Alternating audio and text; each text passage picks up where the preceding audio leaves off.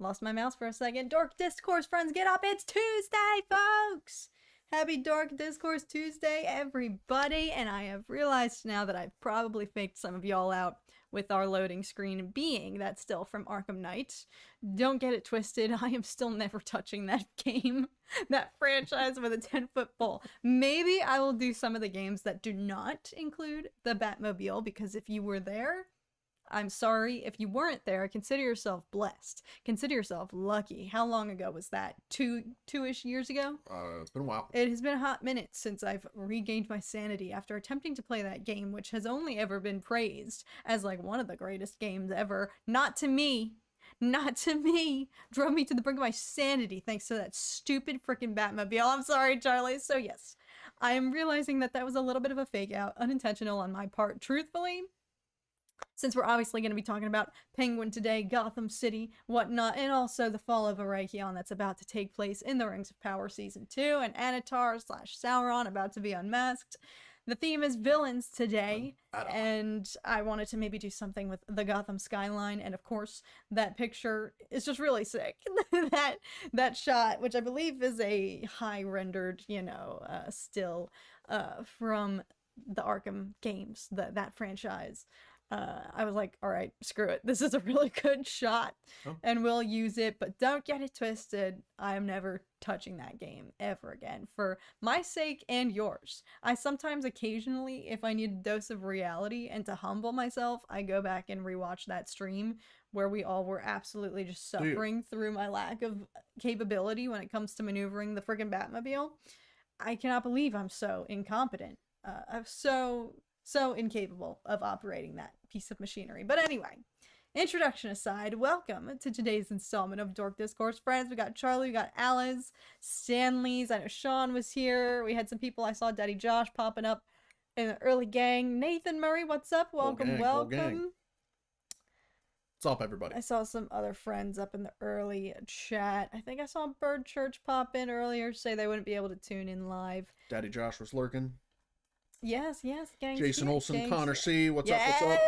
Let's get it. Probably saw the results last night, but Phillies just won the division. First time since 2011. We were just watching some celebratory footage, actually, that Tom was showing me. So yes, that is very exciting. I can't wait, because now this means I'll actually be able to stream or get Phillies baseball, rather, just on cable, right? Yes, playoff baseball is on general network television. Being over here on the West Coast is a little bit of a curse, because I don't ever get Phillies baseball. And unless they're losing to the Dodgers. Well, then we'll really get that game if they play the Dodgers. They better come here. Oh my god, that would be sweet. That'd be sick. I would totally go. I would willingly subject myself to Dodger Stadium if that were the case. Sean has been a member for 11 months, master level. Let's get it! 11 months, 4 years, and a few months subbed.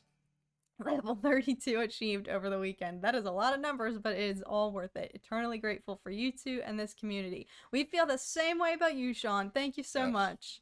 Thank you, my friend. You know Sean's a real one, because I recently, last week, did my watch party with my members for The Exorcist, and I think Sean was there the entire time but didn't watch the movie. I don't know, correct me, Sean. I think he just tuned in for the sake of being there, for the sake of moral support, and had no context whatsoever, and was just there for my emotional support that I needed behind the scenes. I felt like I wasn't alone. So shout out, Sean. That's true dedication.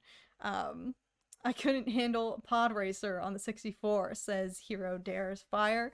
Crashed into everything. That is literally how I operated the Batmobile. Chris Angel's got nothing on me, says Anatar, Lord of Gifts. Well, we will get into it. Shiz is about to hit the fan in the Rings of Power, but first off, I think the excitement is mutual for the Penguin. Some of you guys expressed interest when I dropped our community post today and teased today's discussion, so I definitely... Real quick, is it Sean's birthday? Sean, is it your birthday? Oh, shoot. Charlie's saying happy birthday, Sean. It might have been this weekend. Sean, if it is, or was, or is about to be, happy birthday, sir. You are a legend. And hope you enjoy. Yes, I might actually be late. It might be belated. I think Sean mentioned this time last week, that it was his birthday weekend. So if we are late, apologies, Sean, but I hope it was awesome.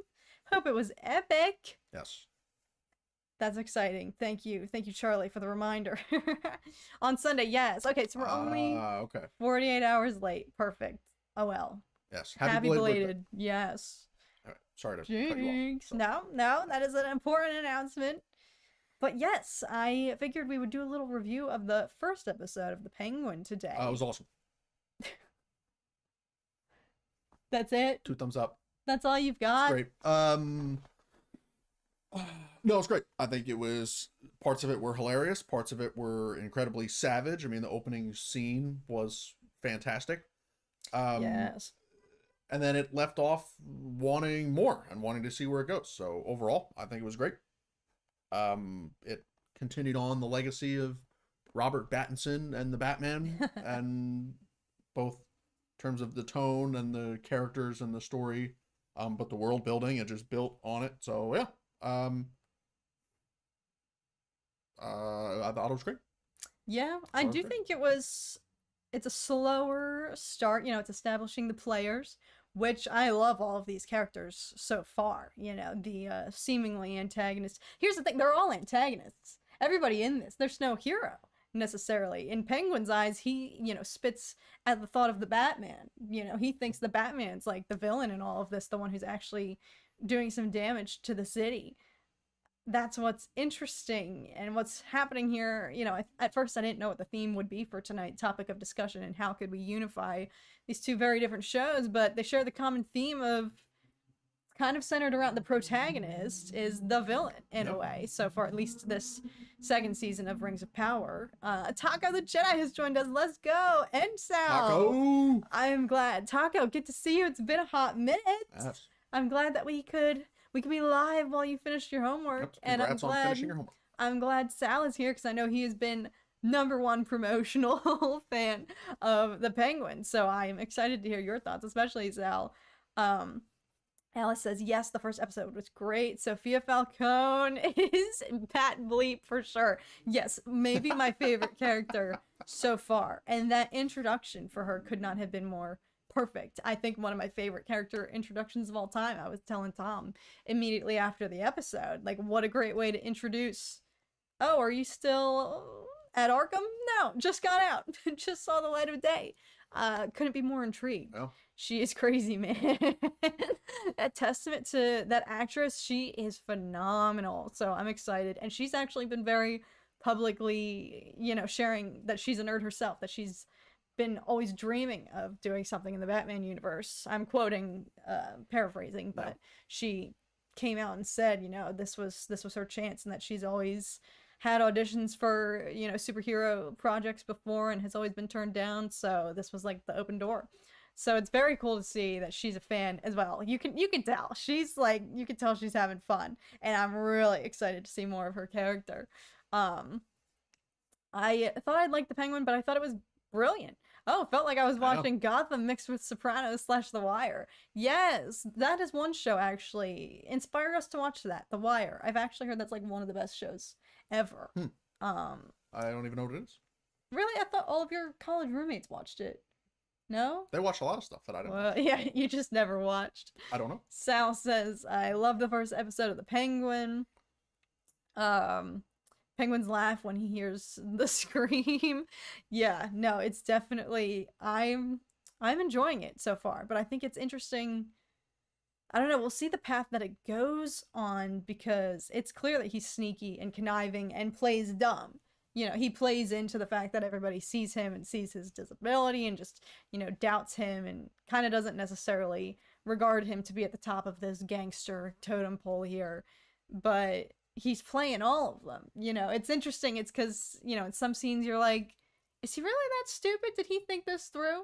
But it's just the facade that he's put on, this front, the mask, to play down, you know, so nobody suspects him. Nobody, you know, everybody, purposely so that everybody will underestimate him, so that he can have, you know, he's orchestrating things behind the scenes in his own favor. So it's interesting, because in one moment you're like, that was a dumb move on his part, but he's been planning all behind the scenes.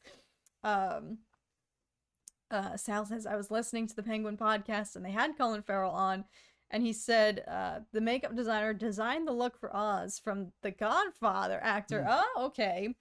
Fredo, which I said, that's incredible. Still have to actually watch that movie, but you know what? Maybe I will, to be a little more informed on the culture here and have some references, and also because that's literally one of the most iconic films of all time, and it would make for a great reaction probably. So stay tuned. Maybe I'll react to that with the Penguin buzz happening on the channel. But yes, The Wire and True Detective are on my list. True Detective season 1, chef's kiss. Oh, fantastic. Costume and makeup artists must be great at their job. You couldn't even tell that his body was not his body. For real, it is one thing to have his facial prosthetics, and I'm pretty sure we all have that same experience watching the show. You forget that it's Colin Farrell. It looks like an entirely different person, and I love that.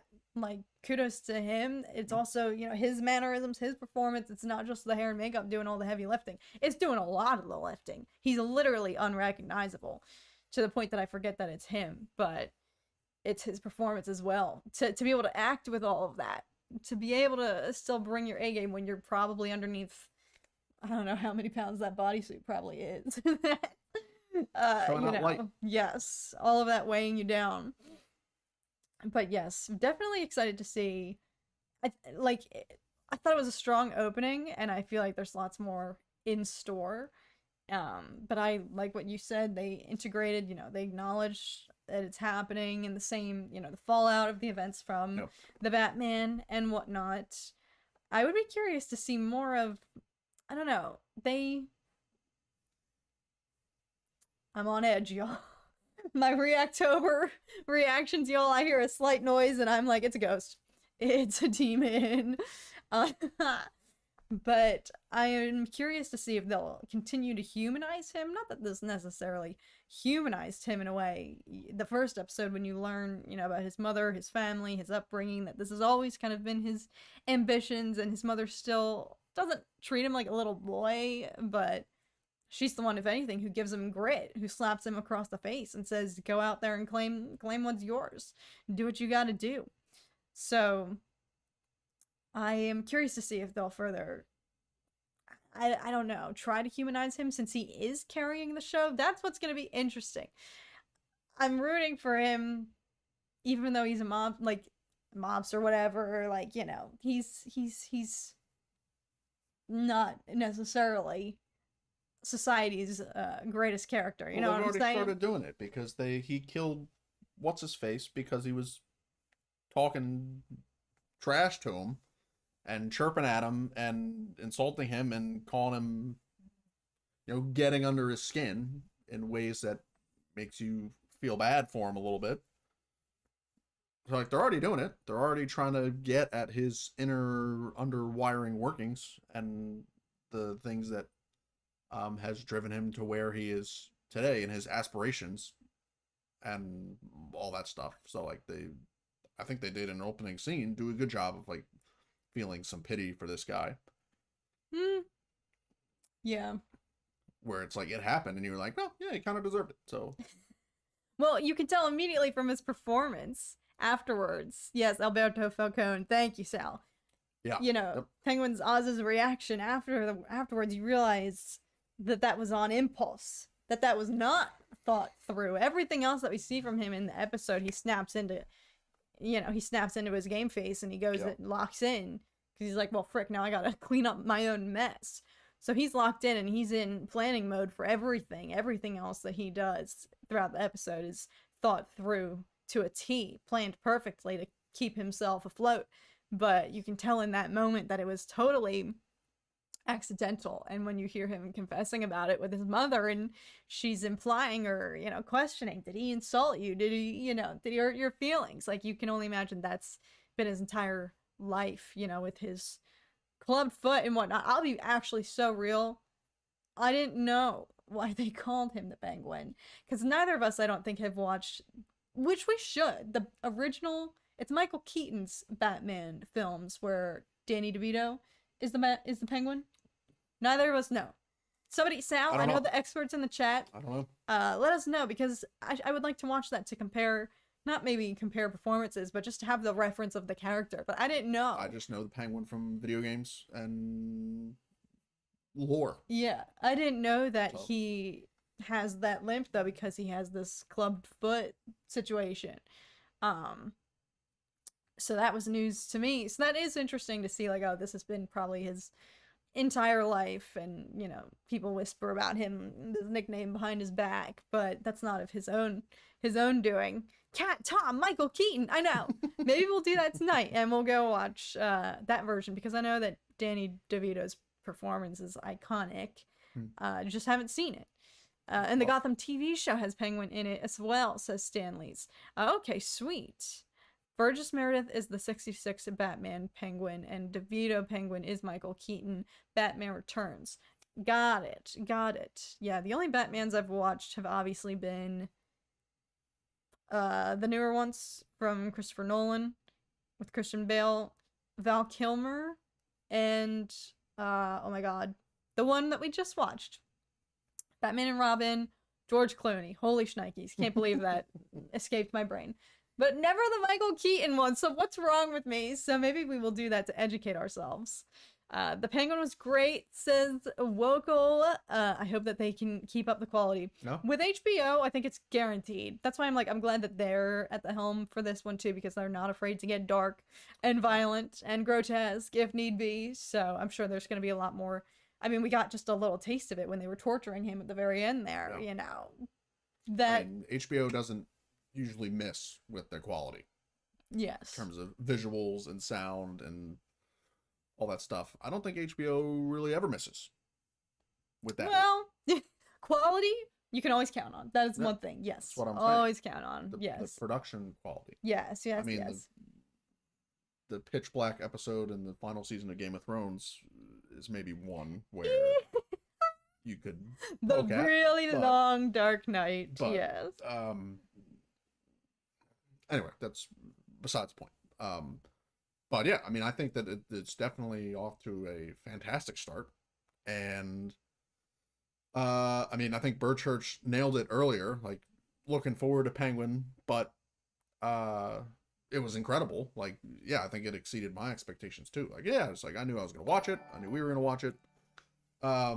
Wasn't really sure what to expect, but then after watching the first episode, it's like, all right, I'm in. You got me, HBO. I'm on the train. So let's keep rolling. I do think public reception, it's been a slow start. Not that it's not what people asked for following, you know, the Batman, but it was also like a shock to me. I think, somebody correct me if I'm wrong, they're also doing a Gordon spinoff too of the same Batman franchise, you know, the Battinson franchise. I could be so wrong. Somebody correct me there. With Bernard? Yes. With Jeffrey Wright. Yes. I think. So it's not like it's a scenario where it's like, nobody asked for this, but I do think it was like just surprising, but it's like, okay. But I do think the show's going to sneak up on all of us. Again, great intro. Like, I was going to watch regardless, but now I'm especially sold. And I'm really going in because you do kind of root for him a little bit now that you know what his intentions are and who he's up against. It's kind of like lesser of two evils. He's up against some crazy folks, the Falcones and whatnot, and his meddling and all the, you know, all the different families and gangs. So, you know, you definitely go in already like, okay, I'll root for him. But John Blake, thank you so much. John. The George Clooney Batman is considered the worst movie ever. Also, I need to rewatch The Batman before I watch Penguin. Listen, I love that movie. Batman and Robin with Arnold and Uma Thurman. Oh my god. Tom, I just watched it. I just showed it to Tom for the first time. He didn't start out watching it, but I think you started to be a little bit interested by the end. I was interested. That movie is like the definition of my childhood. I wouldn't call it the worst movie ever. It's campy. Okay, it's not meant to be like taken seriously like The Dark Knight. Yeah. Yes, it's like camp. Yeah. It is very much like it doesn't it's fun, you know, and Uma Thurman, you know, Poison Ivy, like she understood the assignment. They all did. It's not meant to be serious, but you know, yes, is it the best film I've ever seen? No. But it's so much fun. It makes me feel like a kid again. My brothers and I used to watch that all the time, so I love that one. But it's just so funny. The more and more I confess on like my favorite childhood movies with you guys, like X-Men Origins, now Batman and Robin, it's always met with like, you realize those are bad movies, right? I got flamed when I confessed that X-Men Origins was like a highlight of my childhood. Because when you watch these movies growing up, you don't realize. You're not watching for the filmmaking expertise of it. You're watching for the fun, the memories, the nostalgia. So to rewatch it again, I was just like, I feel like a kid again. Who cares? But thank you, John, for the super chat. Yes. Good call, though. We didn't watch the Batman again. Maybe we should, though. Sal. No, it's been a while since we've watched. Yeah, I think Sal made a good point that it was fun to rewatch the Batman and go right into the Penguin. So maybe we'll do that this week, leading up to our episode 2. Speaking of Batman, is Vengeance himself going to make an appearance? In this show? Nah, he's too busy. Is Vengeance too busy with what? Riding off in the sunset on his motorcycle? Robert Pattinson's too busy. The dark cloudy sunset off on his motorcycle? I mean, that's where Batman the movie left off, so 80 edits is here. Let's get it. Penguin is so good.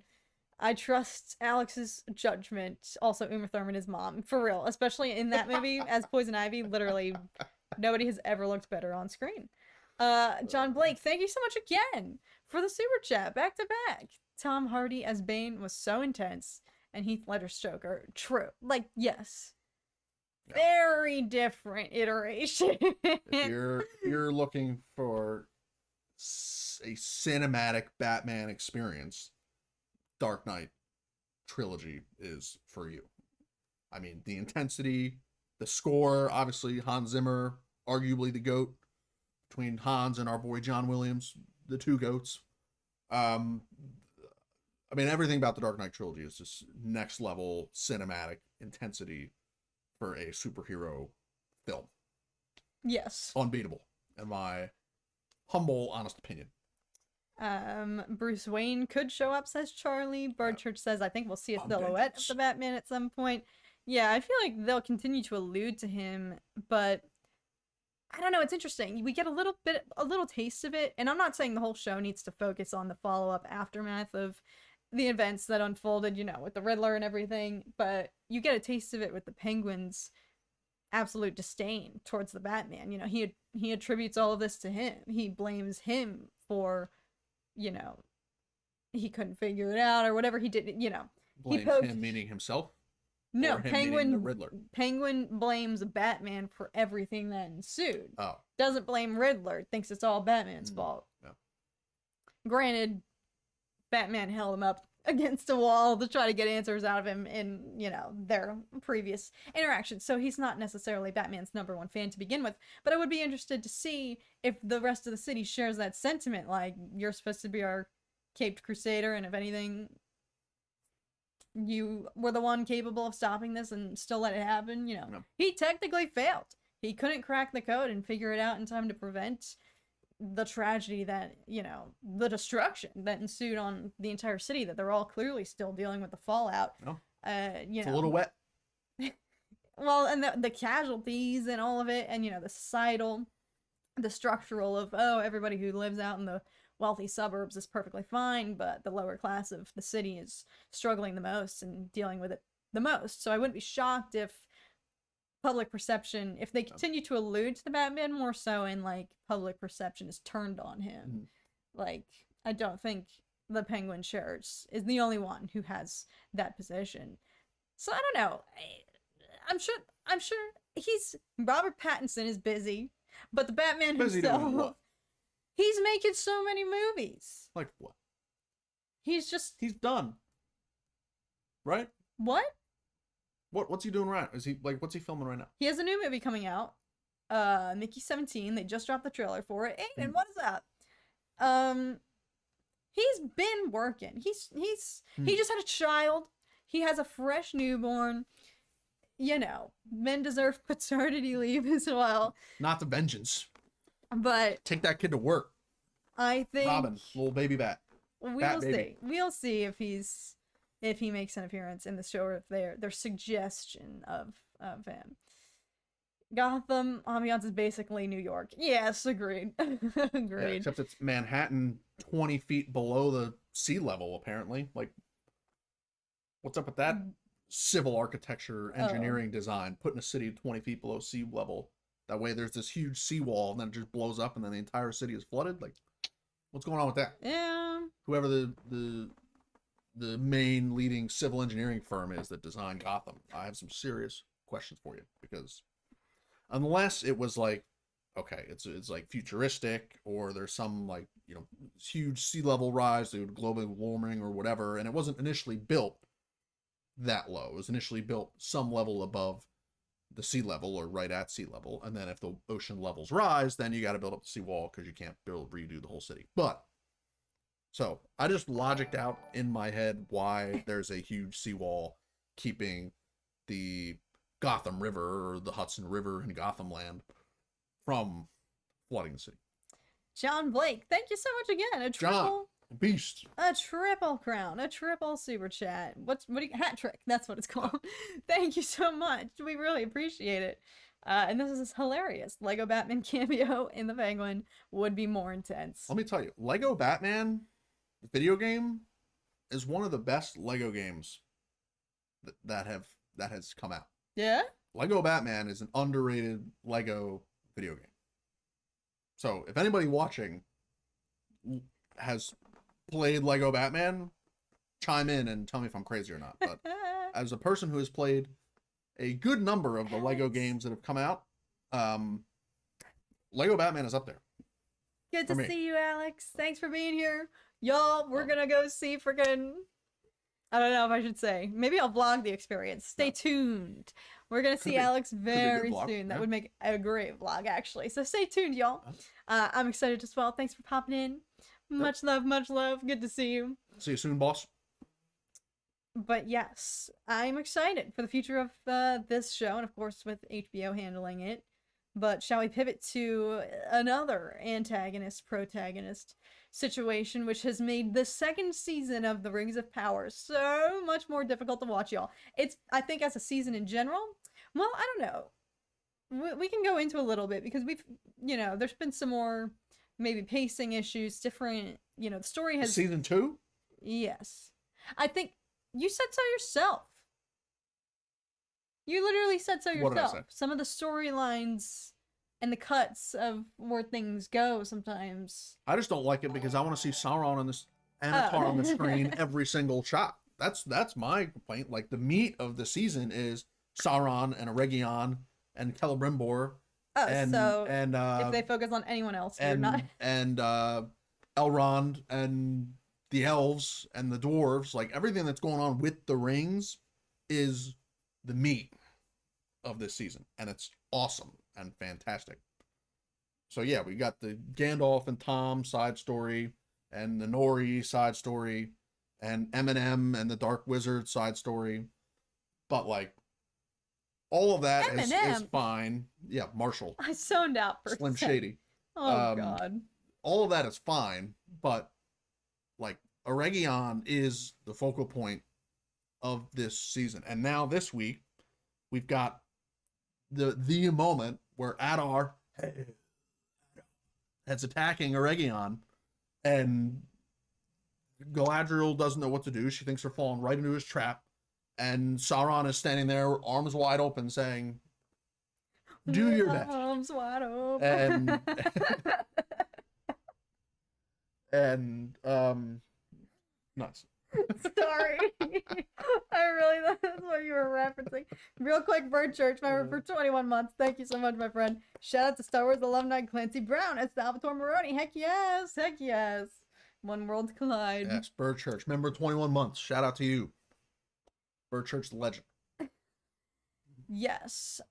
I think, listen, my opinion, the hour-long episodes, banger. Frick yes. Like, give it to me, and they fill it. It's the timing I cannot complain about, because it delivers everything that I want from a TV show. You watch an episode and you're like, I'm good for the week. I'm excited to keep going, but I'm good. Yeah. It's perfect. Same with HBO. They're in the same league, same caliber of, they deliver the quantity, the duration. I do think because certain, yes, the Region storyline is now front and center this season, some of the other storylines that they had already established in season 1 have had to take a back seat, and now we only have 2 episodes left, and my favorite character, Arondir, hasn't really been in it that much. Who's your favorite character? I freaking love that man. I love Elendil, Arondir, but they're up there. They're maybe tied. I love Arondir. He was like the GOAT of season 1. Yeah. And he's barely been in this season. He had like 1 episode worth because of there's nothing going on in Mordor. Well, there's nothing going on there. Everybody's in a Region. Or Rune. A Region or Rune. And then but here we are with Rune now. They introduced the Dark Wizard.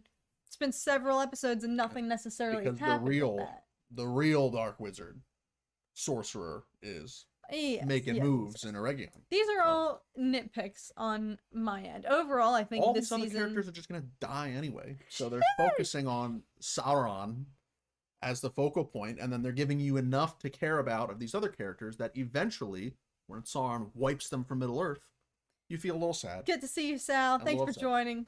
Glad we could chat Penguin together. I'm sure we'll talk about it more next week. Have a great rest of the stream. Thanks for being here.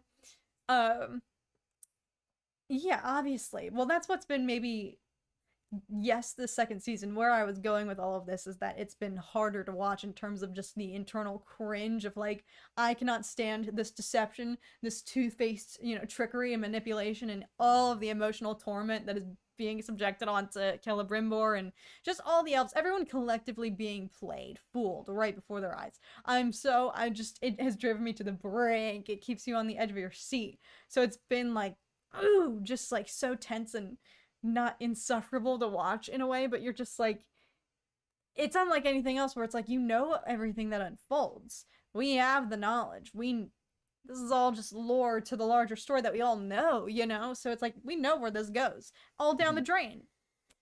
But specifics though, like I haven't read the books, so specifically I don't know how all these mere chumps meet their end to Sauron. I don't know the details of how it happens, but obviously we know what happens in the Third Age and the end of the Second Age with this whole thing. So like we know where it goes, but for those who have not read the books, like myself, we don't really know the specifics. So really getting the details of all these characters through the show has been nice, because I don't know what happens to all of them. Other than that, a lot of them die. Yeah, things aren't going to go great for somebody. But in that sense, and I think this is what I wanted to maybe be a unifying theme, or at least something to explore in tonight's podcast segment, is overall, I think the second season is much, I wouldn't necessarily say much stronger. It's just different vibe, totally different level than season 1. It's been a straight trajectory up from the beginning, from the first episode through where we are now. It's just season 1 laid the foundation. It's like an exponential curve. Yes. Where it's gradually you got the foundation, and then season 2 the slope is steeper of the curve. It's just a exponential increase for those to the races. Yeah. Very much the intensity, they're not pumping the brakes. It's already pedal to the metal, it's too late to turn back. So in many reasons, and I think that's why season 2 has been more favorably, either the haters have backed off and don't have the energy to talk about it anymore, or I think genuine public perception is it's more favorable.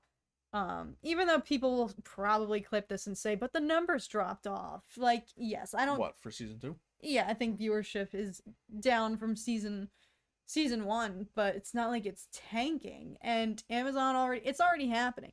Numbers mean absolutely nothing, so that argument's void automatically because Amazon is like, frick it, we're sending it, and is guaranteed the full story is going to come to fruition. Which, Yeah, well, I think you have to with the television, like you have to have the complete.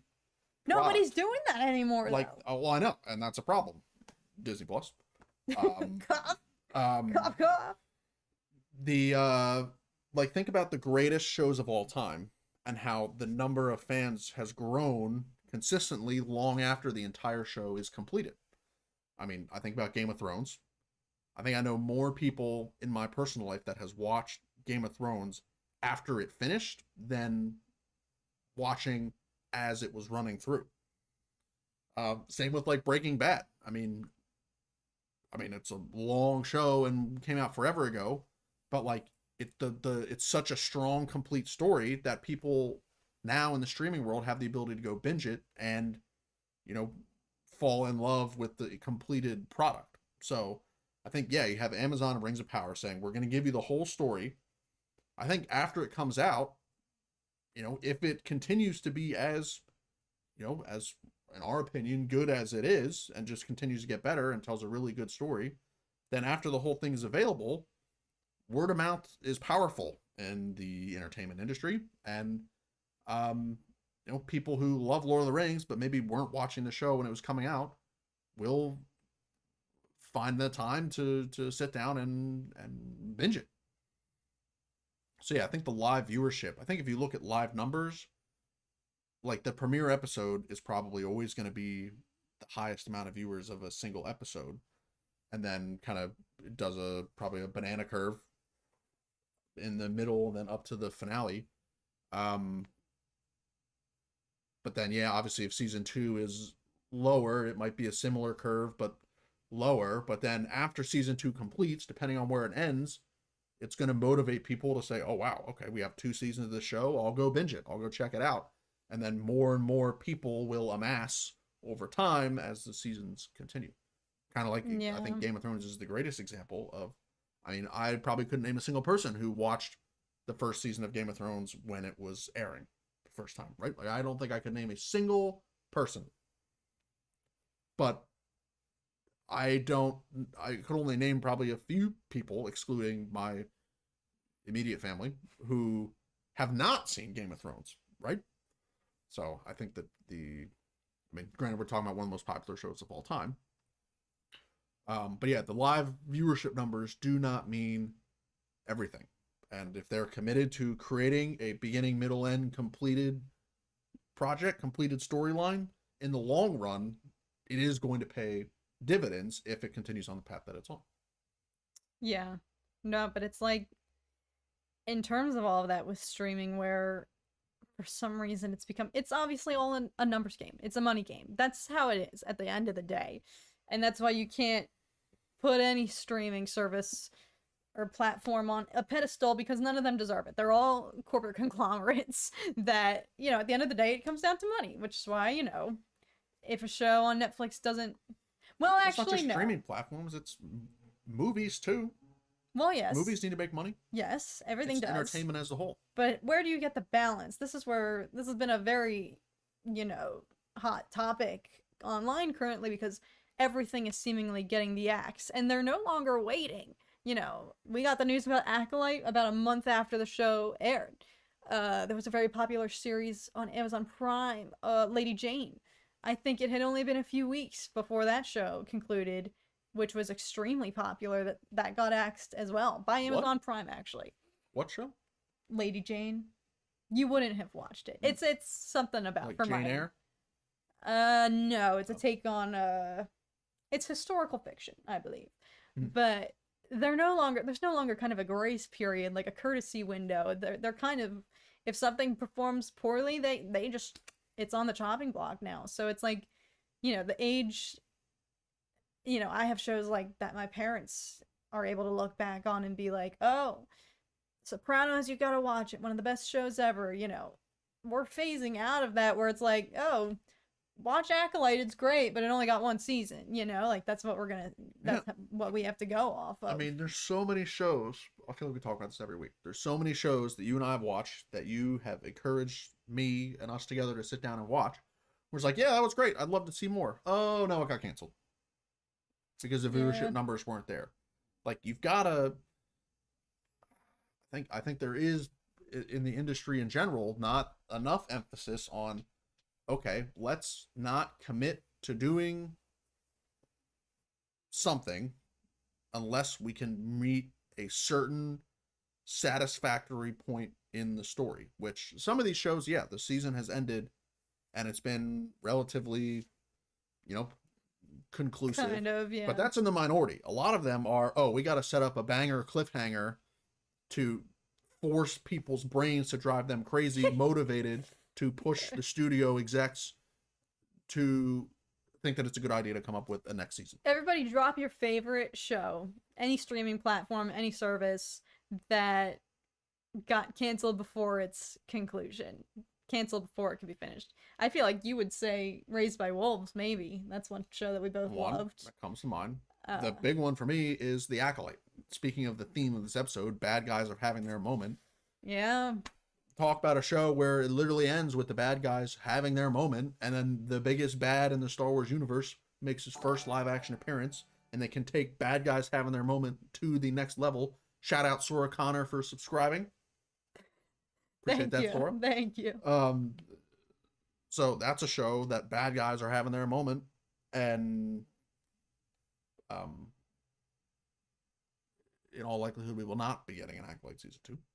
And sadly, the truth of the matter is that would definitely be more of the direction that season 2 would take. I know I've said this before, but in hindsight, the marketing, the pitch that this show was about the Sith, I don't find to be accurate anymore in hindsight. And I don't mean that as a critique. I just mean it in my personal opinion. I wouldn't advertise this show to somebody and say, yeah, it's about the Sith. I really don't think that's what it is. But a second season, truly, I think would have actually rang more true. No. Which is a shame because bad guys are having their moment right now. September, this has been the month for villains, y'all. We got Anatar, Sauron running amok in Rings of Power, and now the Penguin and whatnot. So I do think thematically, people are intrigued and interested when the villain gets their turn to lead and be the protagonist in a sense. Yeah. For me, Mindhunter is a show on Netflix that I think was tragically cut short way too soon. So, it's definitely, all of this is to say, shout out to Amazon Prime for committing. Bring Back Santa Clarita Diet, also a great show on Netflix. Oh my god, that show, I remember watching that with my roommates. There's nothing else like it, though, on television. So it's just like, how did this get canceled? That show is really great, too. Is 3 Body Problem, is that get another season on Netflix? I just told you, that's been confirmed for the 2nd and 3rd season. Oh, okay, good. So that one's safe. Okay. Thankfully. It's just like, maybe that's how it has to be from now on. You can only buy into shows. You can only get emotionally invested when you know there's confirmation that it's got a 1st, 2nd, and 3rd season in the chamber. Yeah, that's where I'm at. Because it's like, if it's a debut season, unless it's something that we're going to watch regardless. Like every single Star Wars show that comes out, we're going to watch. Regardless of what the future is. Just, that's what happens. Anything Lord of the Rings, probably gonna watch. But like other stuff, like if there's not a guaranteed future, like I haven't seen any of the Marvel shows, for example. I watched almost all of Loki, fell asleep in the finale. You watched Moon Knight. Again, fell asleep during the finale. A lot of it. Like, I mean, granted, I'm not the biggest Marvel fan out there, but it's like it's if there's not a, oh wow, this show is fantastic from beginning to end and it's conclusive, like it's hard for me after being put through the ringer of getting invested into something and then it's done and we don't get to see the finished story. It's like that is it bothers me to the point where it's like I wish I didn't even watch it because I put all this time into it, I got invested into it, and then now we're not going to see the ending. Like, that to me in my brain translates to waste of time watching the show, which is incredibly unfair to the crew and the cast and the creators of the show that, you know, worked super hard to create something that was awesome. And if you watch it and you enjoy it and you want a season 2, it means that, yeah, it was great and you enjoyed it and you're really hoping for a second season. But when it doesn't come, it's like, what was I doing? I wasted my time. Yeah.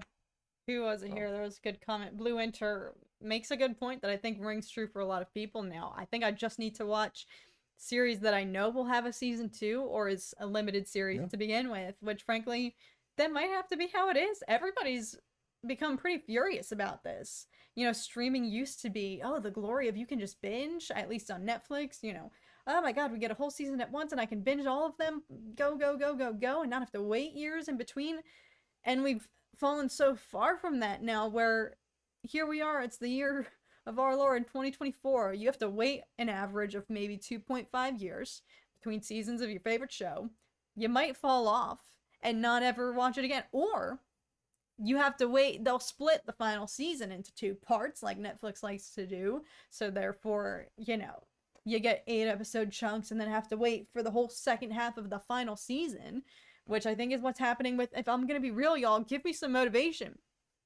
It's happened with one of my favorite shows, Cobra Kai. I freaking love that show. I can't bring myself to watch the final season for some reason because it took so long to come out. And again, that's not, you know, I think shows and productions are still far behind because of COVID. Filmmaking was obviously put to a halt and there's so many more, you know, limitations and restrictions now, hurdles that productions have to go through and safety measurements and all of that stuff. It's obviously not the same world that we're living in pre-2020. But how did we go from, oh, streaming's great, you can binge everything all at once, get it all in your system, this is fabulous, to now it's like you gotta wait this long between your favorite shows, you only get 8 episodes at a time, you're lucky if they're an hour long. I think it's because of the way that they're structuring them, which is at the end of the season, no one is confident that it's going to be an incredible, conclusive ending that is really satisfying. I mean, if we use Star Wars as the example, I think Ahsoka, the ending, was pretty satisfying. Mando season 2 is the cake. I mean, the Mando season 2 finale is hands down, I think, the unrivaled Disney Plus season finale ender. Like that, I mean, I don't know if you could ever potentially top that. Like that is the peak of how to end a season. And it's like, it's intense, it's emotional, it's kind of a cliffhanger because Grogu goes off with Luke, but it's satisfying in that that episode cuts and you're like, what did we just witness? Like, this is absolutely incredible. Truthfully, do you think if Mando never got another season after that, like, I would still probably look at that as like a perfect ending? We never got Mando season 3, or it's like, okay, yeah, Mando, he did his job, he got Grogu back to the Jedi, and he's off with the Grandmaster of the Jedi of that time. Like, it totally fits. It does make sense. Granted, I think we'd all still be questioning, well, where's Grogu in the sequels? You know, what happened between now and then? Yeah, and they were not going to not tell that story with more Grogu just because of how popular Grogu is. But outside of that, I mean, Book of Boba Fett was like, the ending was not anything revolutionary, and it didn't really, like, it was, you know, it was it. Andor finale, overall pretty good. We know we're getting a season 2, so we'll see how, and season 2 is going to end right up into Rogue One, so that's a what do you mean it was pretty good? An anomaly. Andor is top tier. I'm talking about the finale itself. What even was the last episode? Is that when they storm? When she says fight the Empire and the riot? Yes, everybody, frick breaks loose, and he meets up with Luthen, and you know that this time he's in it. He's like, you either have to kill me or let me join. So. Oh. Yes. Is that? You know that Luthen all I along thought was Andor, gonna. he went to the ship and said, I have to join or kill you at the end of like the first 3 episode arc. No, no, no, no, no, No. no. The game plan was to do it all along after uh the heist on the Imperial facility. Because Andor would have known too much and everything. Like, I think we need to rewatch that show, but I think it ends with him giving him the ultimatum: kill me now or let me. I'm here. I know you're coming for me, or let me join. So, oh, Antar, I liked Westworld. Another fantastic example. Like, that's a whole different scenario. That show changed. That show changed quite a lot. I sing the Westworld theme song in my head more often than you would think. And I haven't seen a single episode of Westworld in years. Season 1 was so Season good. 1 was so good. So good. And then it took that turn and they went out into the real world and it felt like a different show. I never even finished that season with Aaron Paul, which is a shocker. I hate to even say that because I love Aaron Paul. And I love Evan Rachel Wood. Like, everything about that show. Ed Harris, oh, such a good show. Maybe we'll rewatch it and give it another chance in the future, but yeah, I think, and then Mando season 3, like, I mean, it ends, they reclaim Mandalore, and then we see Din and Grogu hanging out in their shack on Navarro. It's like, yeah, it's a nice conclusive ending, and they didn't really leave anything up for grabs. So I think Mando season 3, if that were to end, true, that could also be peaceful. Wrap it up. So yeah, maybe the Disney Plus shows are actually a bad example because we kind of just talked through them and said like, yeah, that's kind of conclusive. You know, Mando season 2 is the peak. I think the biggest downer, I think the biggest one that left off that set up perfectly for another season was the Acolyte, unfortunately. Yeah. I think Book of Boba Fett was just ambiguous enough that you'll maybe see him again in the Mandoverse, I hope.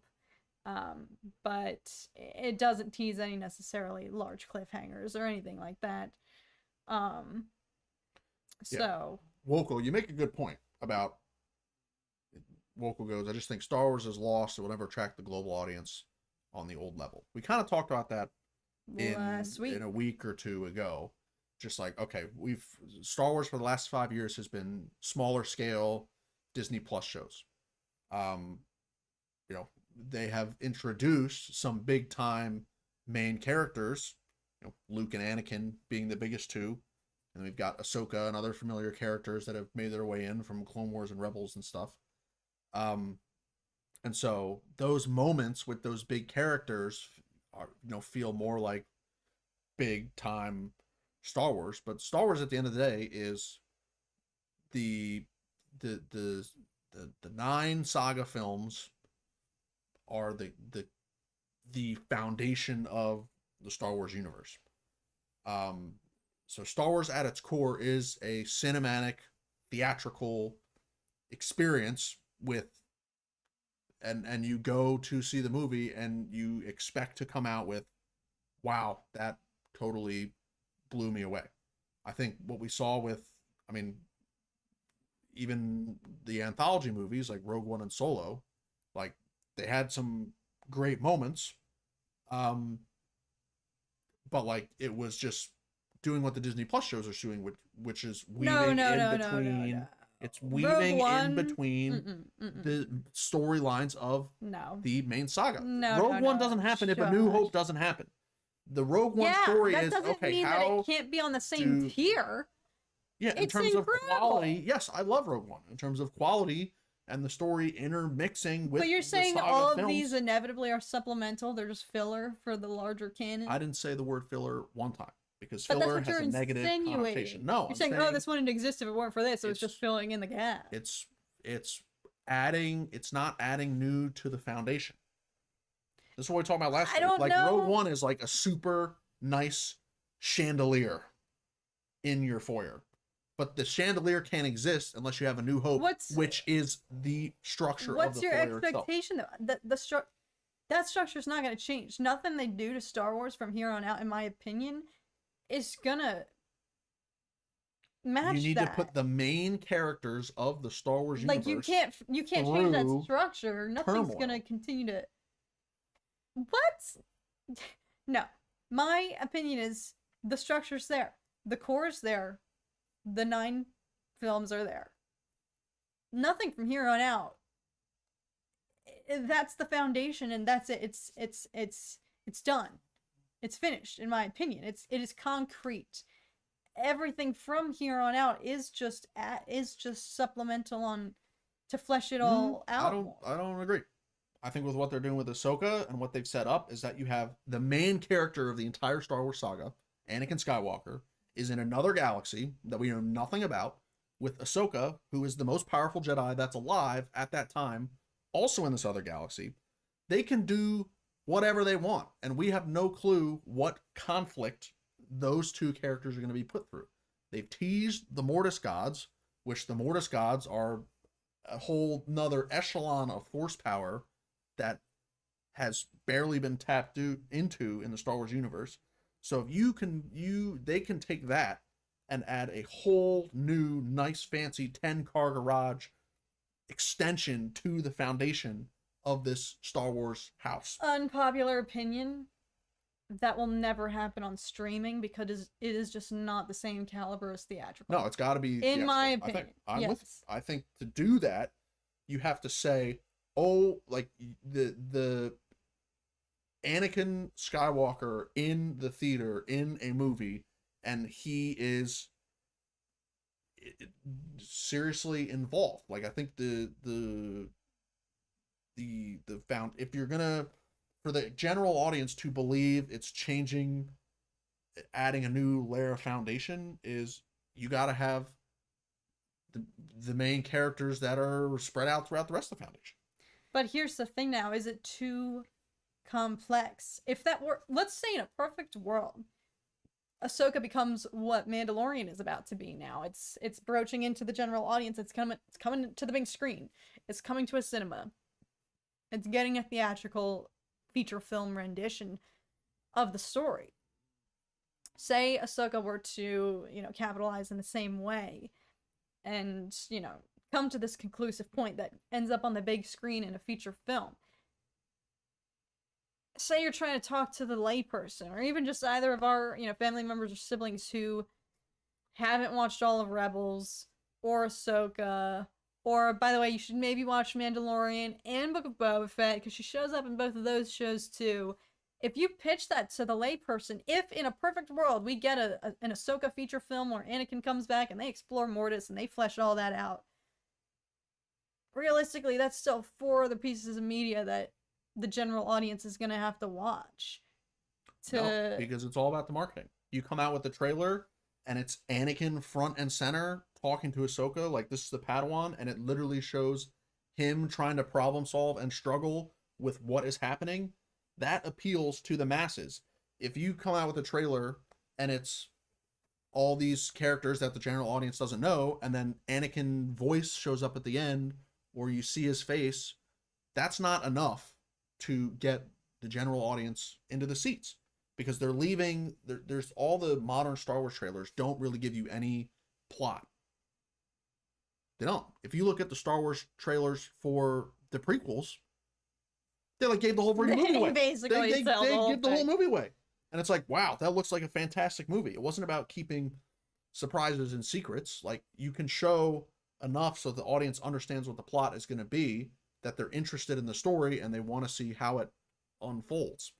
Versus the modern trailers, it's like shot here, cool shot there, flashy there, show this character here. But you have no idea what the premise is. Yeah, you don't know what the plot is. So it's like, okay, yeah, like it has some cool visuals, but why, especially with a show, why should I invest 8 hours of my time, 10 hours of my time over 10 weeks sitting down watching this playing out just to see if I'll like the story when you don't really have any idea what the story is? I think the only exception to that of the Disney Plus Star Wars portfolio is Mandalorian, because we had no clue what the frick that show was going to be. Entirely new character, but I think it just benefited from it was the first piece of new media, first TV show.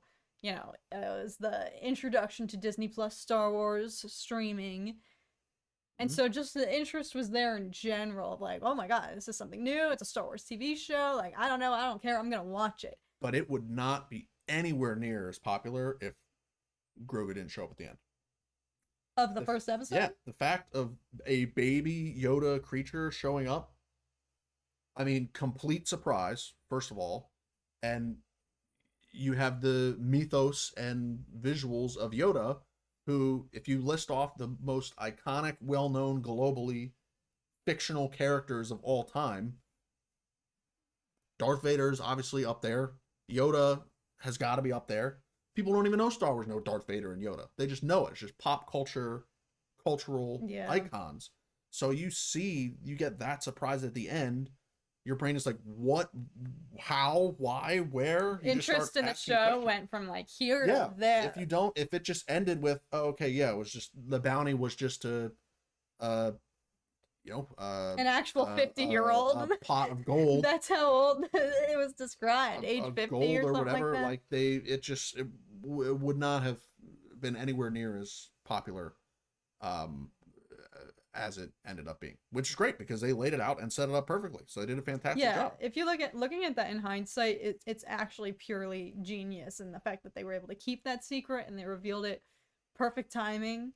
It really just escalated the interest level for that show and the mystery and intrigue there. So I do think Mando is like the only exception to that very vague, which we don't have to go down that rabbit hole. And we've already been yapping for an hour here, but I think Mando is the exception to the vague marketing that perhaps you're right could not maybe necessarily be a reason why general public interest is not just there quite yet. But even as a real diehard fan, y'all, I said this from the beginning with Skeleton Crew. It's like, does this show even exist? You gotta give me something more. I'm genuinely not interested, nor do I believe that this show is happening.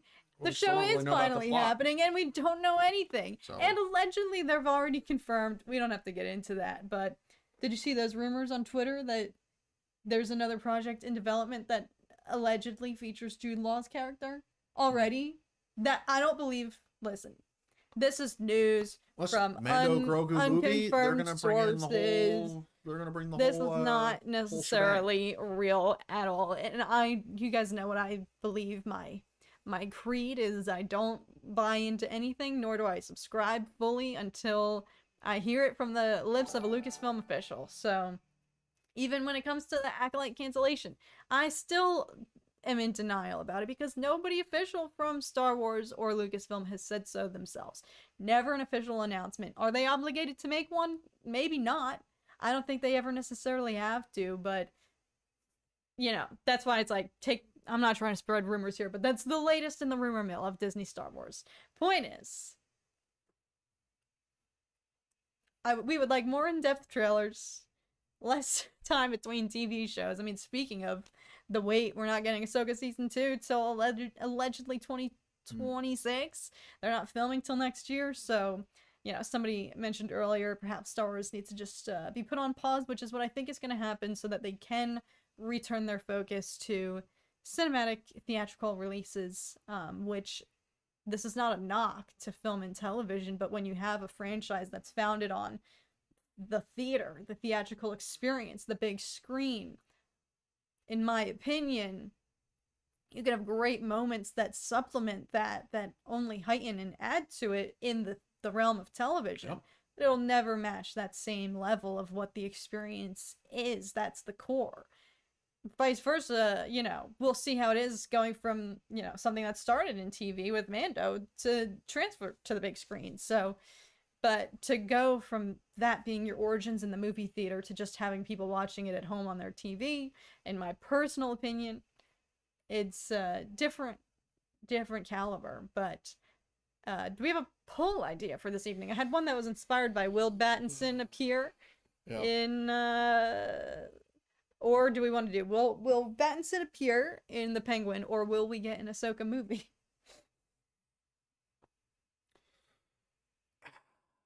I mean, they've already said Ahsoka season 2 is happening, so I don't think we're getting an Ahsoka movie in the near term. I think that they are setting up with Ahsoka that there's a huge dark side evil threat out there that has just been dormant in the Star Wars universe. Mm. And now that they're on Peridia, they are there to, and it's going to be awoken. And if they awaken it, that could have huge impact to the larger galaxy. And I think where the cinematic experience helps is that you can show, like, one of my favorite aspects of the prequels is how in very few shots they show in multiple points in those movies how decisions made by the main characters impact literally an entire galaxy. Right? Versus the TV shows, it's just like, okay, yes, you see the characters making the decisions, but they don't really show how these decisions are impacting everyday people and the greater galaxy at large. I think partially because the decisions they're making are not at the scale of the decisions that are made in the saga films. But like you see, like, okay, yeah, the Empire is bad, or the Republic turns bad. You see how that impacts the rest of the galaxy. It's much bigger, grander scale. So you get the weight of, okay, yeah, this person is evil, and because of that person's decision, now all hell is breaking loose across the whole galaxy. Versus with the shows, it's like, okay, yeah, they made this decision, and then, okay, there's this one battle on this one planet, and it's just focused on that. Or this one side character gets in a 1v1 fight and then dies. But with the theater, if there's more budget and resources and time, and it's a more collective 2.5 hour, one single viewing experience. So the story is naturally going to be shorter in, like in world length. So it's more details and actually fleshing out how the characters are impacting the greater picture. Mm. So if we have a movie where Ahsoka unlocks this huge dark evil in Peridia, you're going to see, I think that the fallout of that is better suited for the theater than in a what we've seen from Disney Plus standard show format. Just because with the Disney Plus shows, the budget is solid visuals, but the story really only follows the characters that the story is there to tell. It's not really giving you the, okay, well, if this happened, how does this impact the rest of the galaxy? Like through the shows, the number of shows kind of coming together, we see different aspects of how it impacts it. But it's not like, okay, the like literally main character energy, they do this and then instantly impacts the rest of the whole galaxy. So I think with the theatrical experience, you have that aspect that gets added to it, which is part of this magic Star Wars sauce. So anyway, Yes, whole tangent had nothing to do with the poll that you posted. We have strayed so far from our original conversation, or what did I just do? Whoops. Our original topic of conversation tonight, folks. But most of you are saying no, Batman will not be appearing in the Penguin. Some of you say maybe Bruce. I think Alice has a really good point. Perhaps we'll get a shot of his feet or something exiting a car. It might not be actual Batman or Bruce. I think you could be onto something. Maybe we'll get some sort of suggestion of him, and it might be a body double. It might be a stunt performer, or not actually Robert Pattinson in the flesh. But I don't think this show and its excitement so far are tethered to whether or not Batman makes an appearance. I think they've established Penguin as a really intriguing character, enough on his own, introduced, the Sophia Falcone and whatnot, already really intriguing antagonist and whatnot. So I don't think the weight of this show is very dependent on that cameo. And you, of course, know we're getting the Batman again in the future, in his next film, whenever that may be, Batman. Another 4 years from now or something like that. But We have covered quite a lot of ground this evening, so thank you all for joining us. It's been a very exciting session talking all things villains, Penguin, Batman, Gotham, Arkham, Yep. trauma from the Batmobile, Sauron, Eregion, Rings of Power, streaming, film, television, all of that good stuff. So thank you all, as always, for sticking around through all of our tangents and whenever we stray from, we lose the plot. But there's never an intention to stay to a strict docket here at Dork Discourse. We talk about whatever the frick we want. So Yeah, well, it all stems from the same conversation and bad guys having their moment. I think the reality is not enough bad guys in Star Wars have had their moment. full And I think circle. with the shows, there hasn't been a real intimidating, significant big bad Except for that the oversees Acolyte. everything. Yeah, the Acolyte is one where we get it. Obviously, Kenobi, you have Vader, who is Already absolutely brutal and established. savage in there.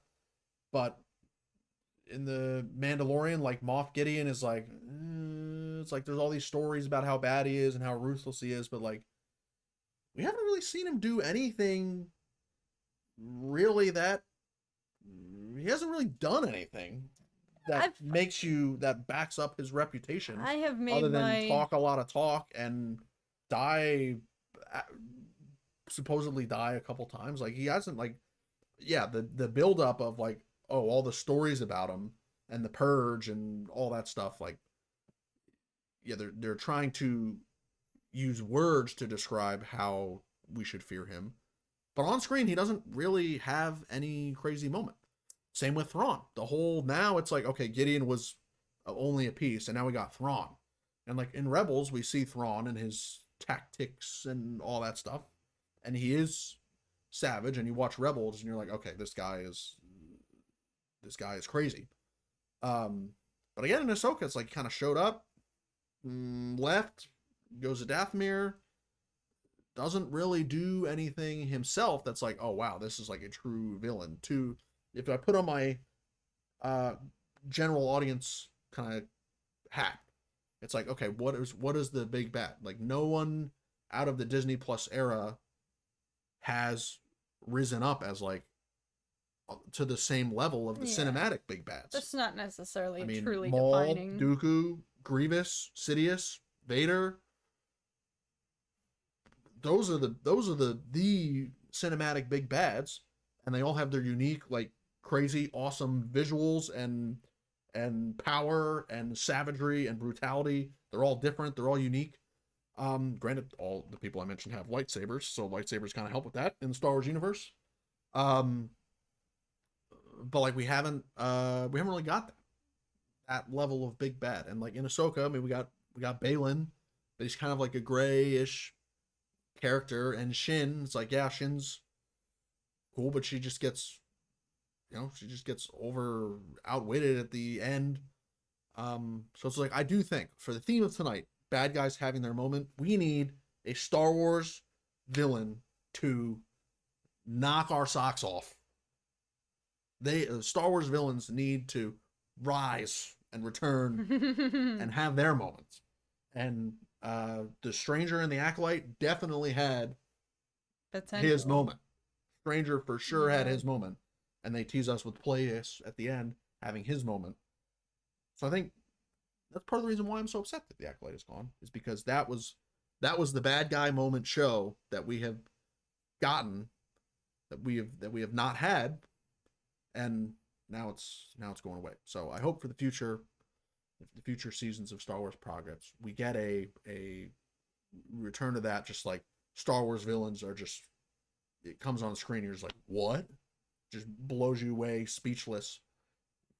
I think we're missing that. Zeta makes a good point. We need a Ramsay Bolton. Maybe not somebody that psychotic, but I mean, yeah, you look at Game of Thrones, legendary, iconic villains where I will never be able to look at those actors again without thinking of that. Yeah, the fear. We need to feel fear for the villains. Gideon, it's like, okay, we haven't seen him do anything really that makes you fear him. It's just all from backstory. Thrawn, we haven't seen him do anything that really makes you fear him in the context of Ahsoka. If you put in the Rebels, then yeah, it adds a little bit more. What What other villains are there? I mean, the Pikes in Book of Boba Fett, that was the main villain, right? The Pikes. Yeah. They just killed him. And or like the Empire as a whole is the kind of main villain. Well, we've which, got we like fear the Cyril Empire. and Dedra Muro. Okay, Cereal Boy. Cereal Boy is the villain. He's meant to be In like his a Captain pathetic Crunch in villain. his mom's apartment. Anyway, Tom's Right. second wind kicked in as always, folks. He found a way to make it full circle, but definitely lots to talk about. Perhaps we could save this. I think that might be a fun episode for, another time. Star Wars, we're craving some villains, some darkness, perhaps, to go in theme with, other franchises that are leaning into that with the villain as the protagonist. But thank you guys for joining us. Tom got his second win, but we have to peace out and go finish making some dinner. Enjoy The Penguin and The Rings of Power this week, folks. Yes. They're both coming out on Thursday, so I hope you guys enjoy. I will see you guys in my reaction, and depending on how things go with the rest of the Penguin season, I might pull what I did with The Last of Us and do some last-minute reactions, even though I haven't been reacting to the first ones here. But depending on how the rest of the season goes, maybe I'll be like, frick it, and I'll throw on the camera and I'll react. So stay tuned, potentially, for those. But Speaking of Last of Us, when do we get Last of Us season 2?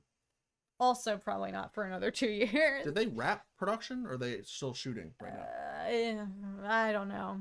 Unsure. And they might have wrapped. I'm not sure. But until then, until next week, same time, same place. Thank you guys so very much for joining. Hope you guys have a great rest of your day, night, morning, evening, 3 a.m., wherever you may be. Sean, once again, happy belated birthday. Yes. Thank you all so much for tuning in. Shout out John Blake, everybody who sent in a super chat. Thank you, Mamondes. I'm sorry I butchered your name. I'm sorry. Thanks for the chat. Thank you for chatting and for being here.